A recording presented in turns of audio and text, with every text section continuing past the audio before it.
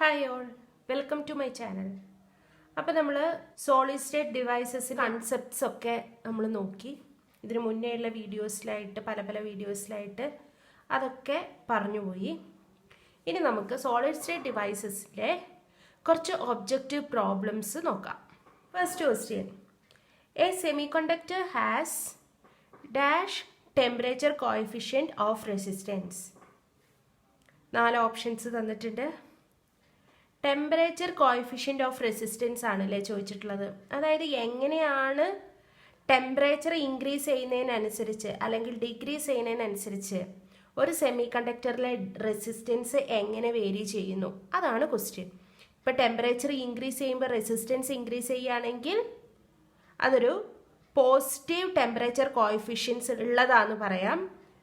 In case temperature increase ചെയ്യുമ്പോൾ resistance decrease ചെയ്യുകയാണെങ്കിൽ അവിടെ നെഗറ്റീവ് ടെമ്പറേച്ചർ കോഎഫിഷ്യൻ്റ് ആയിരിക്കും. അതല്ല, ടെമ്പറേച്ചർ റെസിസ്റ്റൻസിനെ യാതൊരു വിധത്തിലും ഇൻഫ്ലുവൻസ് ചെയ്യുന്നില്ല എന്നാണെങ്കിൽ അത് 0 ടെമ്പറേച്ചർ കോഎഫിഷ്യൻ്റ് ആയിരിക്കും. ടെമ്പറേച്ചർ ഇൻക്രീസ് ചെയ്യുമ്പോൾ എന്താ സംഭവിക്കുന്നത്? നമുക്കറിയാം, അതിൻ്റെ തിയറി കൺസെപ്റ്റ്സ് പഠിച്ചപ്പോൾ പറഞ്ഞു. ടെമ്പറേച്ചർ ഇൻക്രീസ് ചെയ്യുമ്പോൾ വാലൻസ് ഇലക്ട്രോണിലെ ഇലക്ട്രോൺസിനൊക്കെ അതിന് വേണ്ട എനർജി കിട്ടിയിട്ട് കണ്ടക്ഷൻ ബാൻഡിലേക്ക് മൂവ് ചെയ്യുന്നു അല്ലേ. ടെമ്പറേച്ചർ ഇൻക്രീസ് ചെയ്യുമ്പോൾ അവിടുത്തെ കണ്ടക്ഷൻ എന്താ സംഭവിക്കുന്നത്? ഇൻക്രീസ് ചെയ്യാണ് ചെയ്യുന്നത്. കണ്ടക്ഷൻ ഇൻക്രീസ് ചെയ്യാന്ന് വെച്ചിട്ടുണ്ടെങ്കിൽ എന്താ,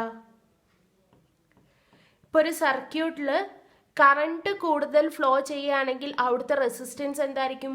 കുറവായിരിക്കും അല്ലേ. കറണ്ട് ഫ്ലോ എന്ന് വെച്ചാൽ എന്താ? ഫ്ലോ ഓഫ് ഇലക്ട്രോൺസ് ആണ്. ഫ്ലോ ഓഫ് ഇലക്ട്രോൺസ് എന്താ? കണ്ടക്ഷൻ ആണ്. അപ്പം കണ്ടക്ഷൻ ഇൻക്രീസ് ചെയ്യാന്ന് വെച്ചാൽ എന്താ മീനിങ്? അവിടുത്തെ റെസിസ്റ്റൻസ് ഡിക്രീസ് ചെയ്യാണ്. സോ ഈ ഒരു റിലേഷൻ നോക്കിയിട്ടുണ്ടെങ്കിൽ എന്താണ്? ഇൻവേഴ്സ്ലി പ്രൊപ്പോർഷണൽ ആണ്. ടെമ്പറേച്ചറും റെസിസ്റ്റൻസും ഇൻവേഴ്സ്ലി പ്രൊപ്പോർഷണൽ ആണ്. That means it has A negative temperature coefficient. ഇനി കണ്ടക്ടർ ആണെങ്കിൽ, കണ്ടക്ടറുടെ കേസ് ആണെങ്കിൽ അതിന് പോസിറ്റീവ് ടെമ്പറേച്ചർ കോഎഫിഷ്യൻ്റ് ആണ്. കണ്ടക്ടറിൽ എന്താണ്? ഓൾറെഡി അതിൻ്റെ വാലൻസ് ബാൻഡിലുള്ള ഇലക്ട്രോൺസ് ഫ്രീ ഇലക്ട്രോൺസ് ആയിരിക്കും. സോ അവിടെ നമ്മൾ ടെമ്പറേച്ചർ ഇൻക്രീസ് ചെയ്യുമ്പം അതിൻ്റെ ന്യൂക്ലിയസ് വൈബ്രേറ്റ് ചെയ്യാൻ തുടങ്ങും. വൈബ്രേറ്റ് ചെയ്യാൻ തുടങ്ങുമ്പം ഈ ഇലക്ട്രോൺസിന് ഫ്രീ ആയിട്ട് ആ മൂവ്മെൻറ്റ് അതിനെ ഡിസ്റ്റർബ് ചെയ്യും. അത് കാരണം അതിൻ്റെ കണ്ടക്ഷൻ അവിടെ ഡിക്രീസ് ചെയ്യാണ് ചെയ്യുന്നത്. സോ ഇതുകൂടി ഒന്ന് ഓർക്കുക. കണ്ടക്ടേഴ്സ് ആണെങ്കിൽ പോസിറ്റീവ് ടെമ്പറേച്ചർ കോഎഫിഷ്യൻറ്റും സെമി കണ്ടക്ടർ ആണെങ്കിൽ നെഗറ്റീവ് ടെമ്പറേച്ചർ കോഎഫിഷ്യൻറ്റും. Next question, most commonly used semiconductor is. ഇതിൻ്റെ ആൻസർ ഓപ്ഷൻ ബി ആണ്. അതായത് സിലിക്കൺ ആണ് നമ്മൾ എപ്പോഴും കോമൺ ആയിട്ട് യൂസ് ചെയ്യുന്നത്. അതിൻ്റെ reasons, first one, less expensive. Silicon is less expensive when compared to germanium. അതൊരു റീസൺ. കാരണം ഇതാണ് നമുക്ക് ഏറ്റവും കൂടുതൽ അവൈലബിൾ ആയിട്ടുള്ളത്. നമ്മുടെ എർത്തിൽ അവൈലബിൾ ആയിട്ടുള്ളത് സിലിക്കൺ ആണ് ജർമേനിയത്തെക്കാട്ടിലും. രണ്ടാമത്തെ reason, variation of collector cut off current with temperature is less. ഇത് നമ്മൾ ഡീറ്റെയിൽഡ് ആയിട്ട് BJT പഠിക്കും. എന്താണ് കളക്ടർ കട്ട് ഓഫ് കറണ്ട് എന്നുള്ളത് BJT പഠിക്കും. ഇപ്പം മനസ്സിലാക്കുക, സിലിക്കൺ ആണെങ്കിൽ അതിൻ്റെ ടെമ്പറേച്ചറിനനുസരിച്ചുള്ള വേരിയേഷൻ അത് ലെസ് ആണ്. ഇനി third reason, not easily damaged by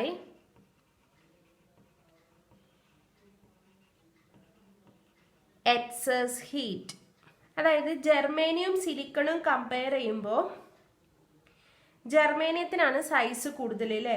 ജർമേനിയത്തിൻ്റെ സൈസാണ് സിലിക്കണിനെക്കാട്ടിലും കൂടുതൽ. അപ്പം സൈസ് കൂടുക എന്ന് വെച്ചിട്ടുണ്ടെങ്കിൽ ജർമേനിയാണ് ഇത്.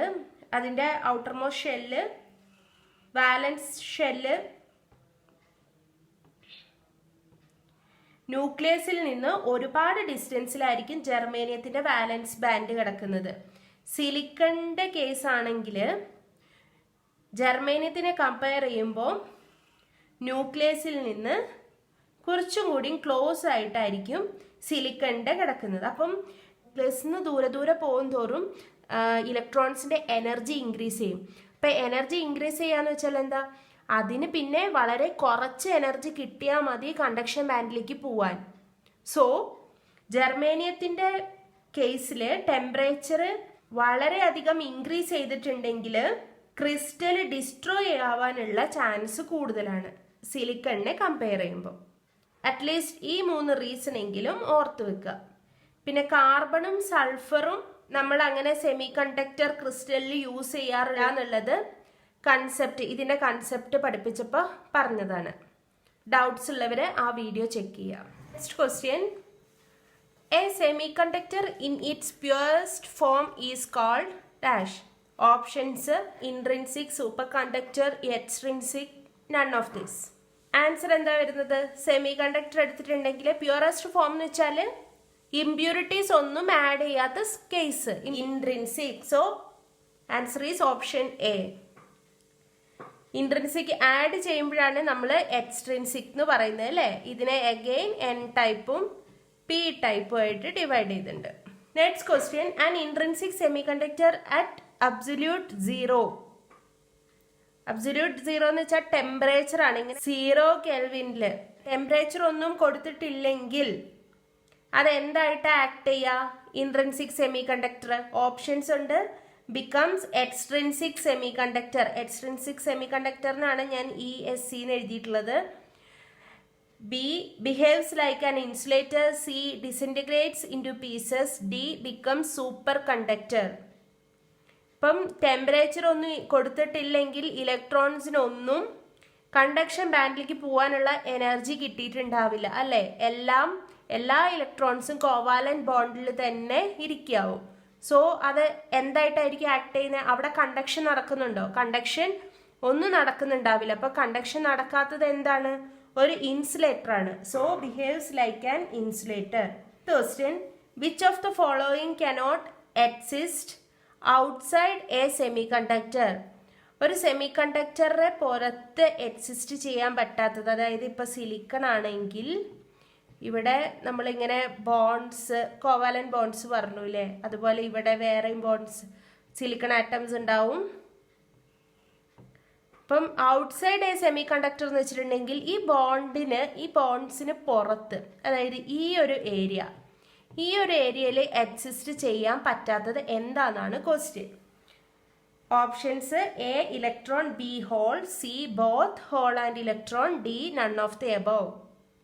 എപ്പോഴും ഈ കണ്ടക്ഷൻ നടക്കുന്നത് എപ്പോഴാണ്, അല്ലെങ്കിൽ ഒരു എനർജി അക്വയർ ചെയ്യുമ്പോൾ എന്താ സംഭവിക്കുന്നത്? എപ്പോഴും ഇവിടുത്തെ ഇലക്ട്രോൺ ആ എനർജി അക്വയർ ചെയ്തിട്ടാണ് ഈ പുറത്തേക്ക് ഫ്ലോ ചെയ്യുന്നത് അല്ലേ. എന്നിട്ട് ഈ ഇലക്ട്രോൺ ഇവിടെ ഫ്രീ ആയിട്ട് പിന്നെ മൂവ് ചെയ്യാൻ തുടങ്ങും. അപ്പൊ ഇവിടെ എന്ത് സംഭവിക്കുന്നു? ഇവിടെ ഹോള്.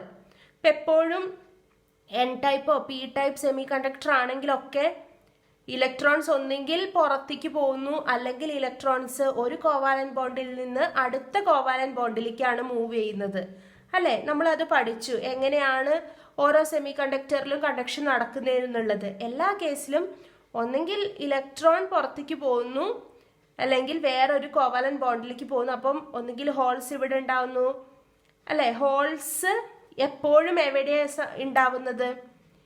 ഈ കോവാലന്റ് ബോൺസിന്റെ അകത്ത് മാത്രമാണ് നമുക്ക് ഹോൾസ് കാണാൻ പറ്റുള്ളൂ. ഹോൾസ് ഈ ഔട്ട്സൈഡിലായിട്ട് ഹോൾസ് വരുന്ന ഒരു കേസും നമ്മൾ പഠിച്ചിട്ടില്ല. സോ ആൻസർ എന്താണ്? Option B, holes. Next question, intrinsic concentration of charge carriers in a semi conductor varies as.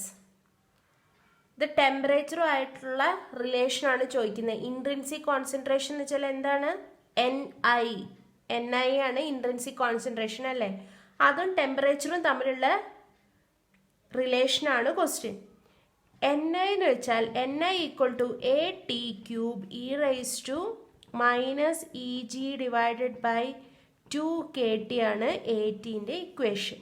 ഇവിടെ നിന്ന് എന്താണ് ടെമ്പറേച്ചറും NIയും തമ്മിലുള്ള relation? NI is directly proportional to TQ. ഇതൊന്ന് ജസ്റ്റ് ഓർത്ത് വെക്കുക. അപ്പോൾ ആൻസർ എന്താണ്? ഓപ്ഷൻ എ ആണ് answer. Next one, at room temperature a semi conductor material is insulator, conductor, slightly conducting, any one of the above. Similar question നമ്മൾ മുന്നേ കണ്ടു. അവിടെ എന്തായിരുന്നു ക്വസ്റ്റ്യൻ? അറ്റ് അബ്സല്യൂട്ട് സീറോ ആയിരുന്നു ചോദിച്ചത് അല്ലേ? ഇവിടെ റൂം ടെമ്പറേച്ചർ ആണ് ക്വസ്റ്റ്യൻ. റൂം ടെമ്പറേച്ചർ എന്ന് വെച്ചാൽ എന്താ? 300 കെൽവിൻ ആണ്. അപ്പോൾ 0 കെൽവിൻ മുതൽ 300 കെൽവിൻ വരെ നമ്മുടെ ടെമ്പറേച്ചർ ഇൻക്രീസ് ചെയ്തു. ടെമ്പറേച്ചർ ഇൻക്രീസ് ചെയ്യുമ്പോൾ അവിടെ ഇലക്ട്രോൺ ഹോൾ പെയർ ജനറേറ്റ് ചെയ്തിട്ടുണ്ടാവും എന്താണെങ്കിലും അല്ലേ? സോ ഇൻസുലേറ്റർ ആയിട്ട് ആക്ട് ചെയ്യോ? ഇല്ല. കണ്ടക്ടർ ആയിട്ട് ആക്ട് ചെയ്യോ? അതും ഇല്ല. സോ എന്തായിരിക്കും answer? Option C, that is slightly conducting. Next 8ഉം 9ഉം ക്വസ്റ്റ്യൻസ് അതിന് കോമൺ ആയിട്ടുള്ള ഓപ്ഷൻസ് ആണ്, സെയിം ഓപ്ഷൻസ്. അതായത് ഒരു സെമി കണ്ടക്ടറിൽ മെജോറിറ്റി ക്യാരിയേഴ്സും മൈനോറിറ്റി ക്യാരിയേഴ്സും എങ്ങനെയാണ് ഉണ്ടാവുന്നത്? അതാണ് നമ്മുടെ question. First of all, majority ക്യാരിയേഴ്സും മൈനോറിറ്റി ക്യാരിയേഴ്സും ഈ കൺസെപ്റ്റ് ഏത് സെമി കണ്ടക്ടറിലാണ് ഉള്ളത്? ഇൻട്രിൻസിക്കിലാണോ എക്സ്ട്രിൻസിക്കിലാണോ? എക്സ്ട്രിൻസിക്കിലാണ് ഉള്ളത് അല്ലേ? അവിടെയാണ് ഇലക്ട്രോൺ കോൺസെൻട്രേഷന്റെയും ഹോൾ കോൺസെൻട്രേഷന്റെയും വാല്യൂസിൽ ഡിഫറൻസ് ഉള്ളത്. ഒരു ഇൻട്രിൻസിക് സെമി കണ്ടക്ടർ ആണെങ്കിൽ അവിടെ N=P ആണ്. എക്സ്ട്രിൻസിക് സെമി കണ്ടക്ടറുടെ കേസിലാണ് N=P വരുന്നത് അല്ലേ? അപ്പൊ നമുക്ക് എക്സ്ട്രിൻസിക് സെമി കണ്ടക്ടറുടെ കേസ് മാത്രം എടുത്താൽ മതി. ഫസ്റ്റ് നമുക്ക് മെജോറിറ്റി ക്യാരിയറുടെ കേസ് എടുക്കാം. ഇപ്പം N ടൈപ്പ് സെമി കണ്ടക്ടർ എടുത്തിട്ടുണ്ടെങ്കിൽ അവിടുത്തെ മെജോറിറ്റി ക്യാരിയർ എന്താണ്? ഇലക്ട്രോൺ ആണ്. P ടൈപ്പ് സെമി കണ്ടക്ടർ ആണെങ്കിൽ അവിടുത്തെ മെജോറിറ്റി ക്യാരിയർ എന്താണ്? ഹോൾസ് ആണ്. അപ്പം മെജോറിറ്റി ക്യാരിയറിനെ കോൺട്രിബ്യൂട്ട് ചെയ്യുന്നത് എന്താണ്? ഡോപ്പിംഗ് ആണ് അല്ലേ? ഏത് എലമെന്റ് വെച്ചാണോ നമ്മൾ ഡോപ്പ് ചെയ്യുന്നത് അതാണ് ഡിസൈഡ് ചെയ്യുന്നത് അതിലെ മെജോറിറ്റി ക്യാരിയർ എന്താണെന്നുള്ളത്. സോ ഫസ്റ്റ് ക്വസ്റ്റ്യൻ്റെ ആൻസർ എന്താണ്? ഡോപ്പിംഗ് ആണ് അല്ലേ? So answer is A, doping. Second question, minority carriers in a semi conductor are produced by. അവിടെ നിങ്ങൾ ബാൻഡ് ഡയഗ്രാം എടുത്ത് അനലൈസ് ചെയ്യണം. അതായത് ബാൻഡ് ഡയഗ്രാം എടുത്തിട്ടുണ്ടെങ്കിൽ ഓൾറെഡി ഇതിൻ്റെ തിയറിയിൽ എക്സ്പ്ലെയിൻ ചെയ്തിട്ടുണ്ട്, എന്നാലും ഞാൻ ജസ്റ്റ് ഒന്ന് പറയുന്നു.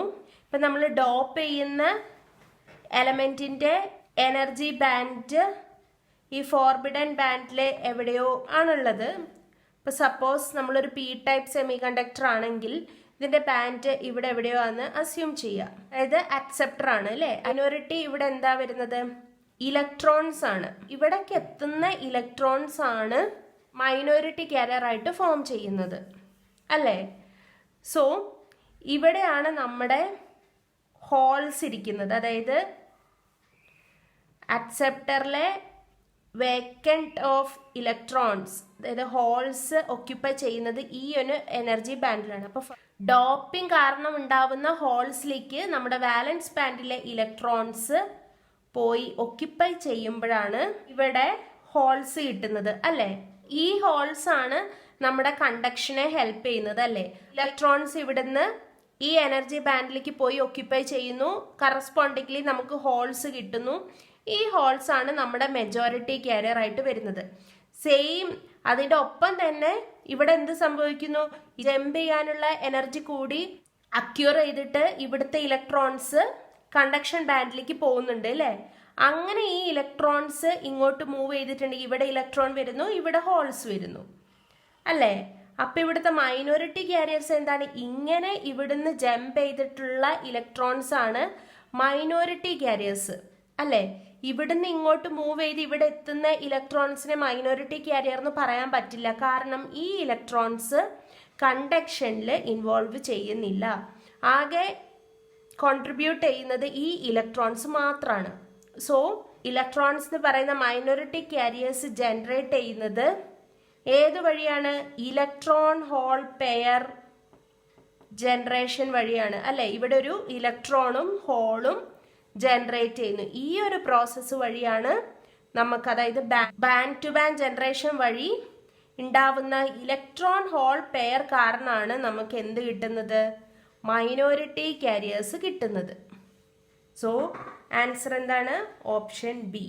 സെയിം വേ ഇതിൽ ചോദിക്കാവുന്ന ക്വസ്റ്റ്യൻസ് ആണ്. ഒരു P ടൈപ്പ് സെമി കണ്ടക്ടർ ഉണ്ടാക്കാൻ വേണ്ടിയിട്ട് പെൻറ്റാവാലൻ്റ് ആണോ ട്രൈവാലൻ്റ് ആണോ യൂസ് ചെയ്യേണ്ടത്, അതുപോലെ എൻ ടൈപ്പ് ഉണ്ടാക്കാൻ വേണ്ടിയിട്ട് യൂസ് ചെയ്യേണ്ട എലമെന്റ്സ് ഏതാണ്, അങ്ങനത്തെ ക്വസ്റ്റ്യൻസ് ഒക്കെ ഉണ്ടാവും. അതൊക്കെ നമ്മൾ തിയറിയിൽ കവർ ചെയ്തിട്ടുണ്ട്. സോ അതൊന്നും ഞാൻ ഈ ഒബ്ജക്റ്റീവ്സിൽ ഇൻക്ലൂഡ് ചെയ്തിട്ടില്ല.